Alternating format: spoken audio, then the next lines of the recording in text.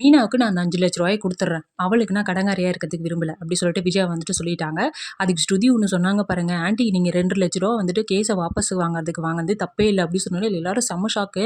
"நீங்க வந்துட்டு அந்த லாயர் கிட்ட வாங்குனதுக்கு பதிலா டைரக்ட்டா மீனா முத்துக்கிட்டயே வாங்கியிருக்கலாமே." அப்படி சொன்ன உடனே செருப்பால அடிச்ச மாரி ஆயிடுச்சு விஜயாவுக்கு. உடனே விஜயா வந்துட்டு அந்த ரூ. 2,00,000 மீனா எடுக்கல அப்படின்னா யாரு தான் எடுத்திருப்பாங்க அப்படின்னு வந்து யோசிக்கும்போது திரு திருன்னு முழிக்கிறாங்க நம்ம ரோகிணி. ஐயய்யோ! மாட்டிப்போமே! மாட்டிக்கிறதுக்கு முன்னாடியே நம்ம ஏதாவது ஒரு ஐடியா பண்ணணும் அப்படின்னு வந்து சொல்றாங்க.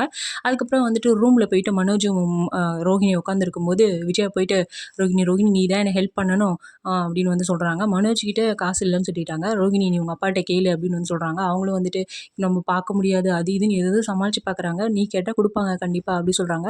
"ஆன்டி அதெல்லாம் நான் எங்க அப்பாட்ட நான் கேட்க முடியாது. நான் வேணா அரேஞ்ச் பண்ணி உங்களுக்கு ரூ. 3,00,000 தரேன்." அப்படின்னு வந்து சொல்லிட்டாங்க. இப்ப மறுபடியும் போயிட்டு ரோகிணி வந்து அவங்க ஃப்ரெண்டு கிட்ட பேசுறாங்க. அவங்க ஒரு ஃப்ரெண்டு செம்மையா சிரிக்கிறாங்க. "இதுக்கு நீங்க வந்துட்டு அந்த வீடியோவ லீக் பண்ணாம இருந்திருந்தா இவ்வளோ பிரச்சனை இருந்திருக்காது." அதாவது வந்து இந்த கருமான்னு சொல்லுவாங்கல்ல, நம்ம செஞ்சது நம்ம இது திருப்பி வரும் அப்படின்னு சொல்லுவாங்கல்ல, அந்த மாரி வந்து ரோஹிணி தான் ஆரம்பிச்சு வச்சது. இப்ப லாஸ்ட்ல முடியிறது ரோஹிணி கிட்ட தான். அந்த பொண்ணு அந்த வீடியோ லீக் பண்ணாம இருந்திருந்தா இவ்வளோ பிரச்சனையும் வந்திருக்காது, செலவும் ஆயிருக்காது.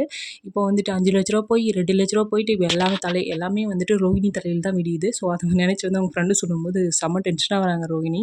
ரோகிணி வந்து அவங்க தாலி செயின வந்து அடகு வைக்கிறதுக்கு முடிவு பண்ணிட்டாங்க. அத அடகு வச்சு தான் வந்துட்டு எல்லாருக்கும் காசு இப்ப ரூ. 5,00,000 செட்டில் பண்ண போறாங்க. உடனே வந்துட்டு பார்வதி வீட்டுக்கு போயிட்டு, "இந்த மாரி எனக்கு ரொம்ப ஸ்ட்ரெஸ்ஃபுல்லா இருக்கு." அப்படின்னு சொல்லிட்டு அந்த ரூ. 2,00,000 திருப்பி வச்சுடுறாங்க. உடனே பார்வதி செக் பண்ணி பார்க்கும்போது அந்த ரூ. 2,00,000 அங்க தான் இருக்கு. உடனே வந்துட்டு பார்வதி வந்து விஜயாக்கு கால் பண்ணி, "இந்த மாரி அந்த ரூ. 2,00,000 தொலையில இங்கே தான் இருக்கு." அப்படின்னு சொன்ன உடனே எல்லாரும் வந்து செம்ம ஷாக்கு. இல்லாத இருக்கிற தொலைஞ்சு போயிடுச்சு சொல்லிட்டு பொய்யா ஒரு பழிய நீங்க வீணா மேல போட்டீங்கன்னு எல்லாம் செம்மையா கத்துறாங்க. ஸோ அந்த ரூ. 2,00,000 வந்துட்டு இப்போதைக்கு கிடைச்சிருச்சு. அத வாங்கிட்டு மீனாட்ட குடுத்துருவாங்க. மீதி ரூ. 3,00,000 வந்துட்டு இப்போ ரோஹிணி தான் ரெடி பண்ணி குடுக்கணும். ஸோ உங்களுக்கு என்ன தோணுது? ரோஹிணிக்கு இது தேவ தானா? அந்த இப்போ ரூ. 5,00,000 கடனும் வந்துட்டு ரோஹிணி மேல தான் விழுந்திருக்கு. உங்களுக்கு இத பத்தி என்ன தோணுது அப்படின்றத மறக்காம கமெண்ட்ல சொல்லுங்க.